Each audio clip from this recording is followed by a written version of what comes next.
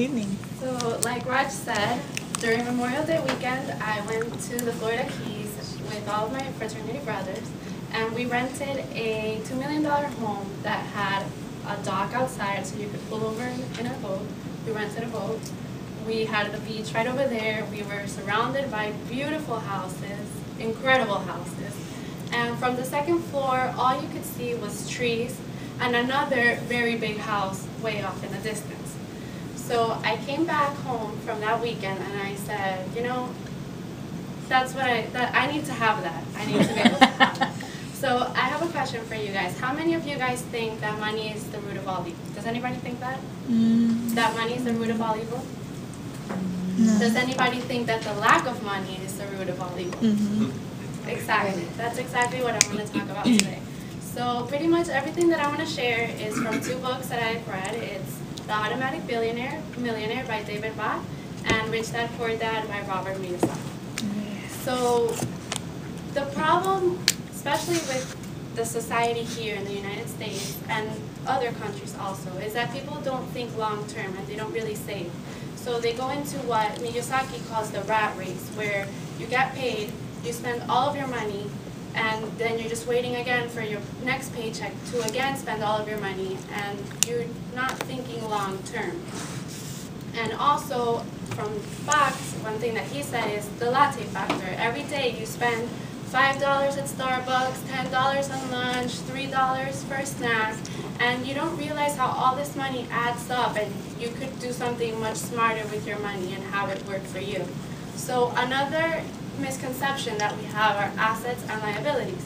A lot of us buy a house thinking that it's an asset. And yeah, it's an asset if you pay it off and you have it work for you. But if you pay every month for your house, it's a liability because you have to pay.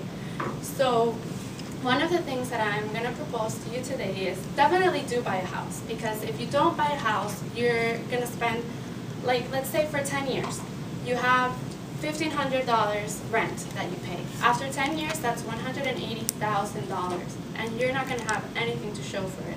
So definitely buy a house, but make sure that you pay your house fast. Especially right now, houses, the interest rate is less than 4%. Very good time to buy a house. And if you pay 10%, that's for a 30-year mortgage payment. If you pay 10% more every month, or one extra payment a year, you're going to shave 7 years off that 30-year mortgage. And then you can rent your house and have it generate money for you. That's the most important thing. Make sure that you buy things that generate money for you. A lot of people talk about your net value. So it's like you have a $2 million home and a $50,000 car, so your net worth is $2,050,000. But that's not really true. What really matters is wealth. Let's say that if tomorrow I wasn't able to work anymore, how long can I go on from the money that my assets generate to be able to keep paying for the things that I need to pay for? So make sure to buy assets, not liabilities, and think smart into the future.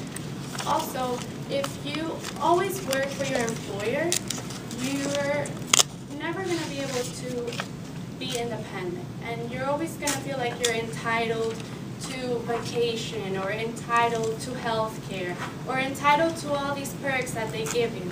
But at the end of the day, let's say that you work for a big corporation and they decide to do layoffs, you're gonna lose your job, but the people that invest in the company are gonna make money because the stock is gonna go up. So do you wanna be an employer, or do you wanna be the owner? You have to think for the future and for the things that you want. Of course, not everybody wants the same things, but I think we pretty much think that to have money is better than to not have money, because it's one less thing to worry about.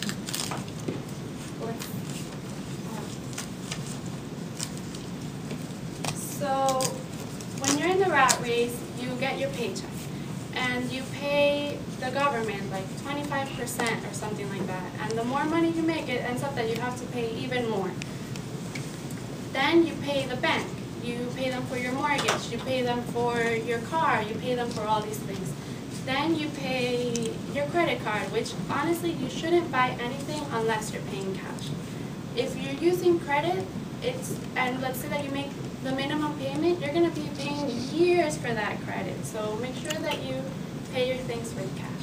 And think for yourself, think for your future.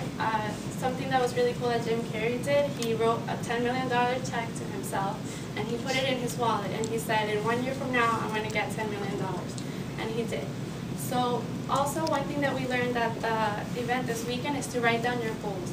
A Harvard study found that the 3% of people that did write their goals down ended up making 37% more than all the other 97 people combined. Think about that for a minute. That is a lot of money.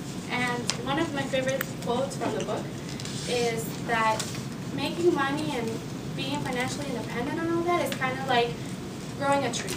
Not a lot of people feel like they have the time to do it. Not a lot of people have the energy to do it. But if you do it and you take care of it, eventually the roots are going to go so deep that the tree's not going to need you anymore, and you're going to be able to enjoy the shade that it provides you. Thank you.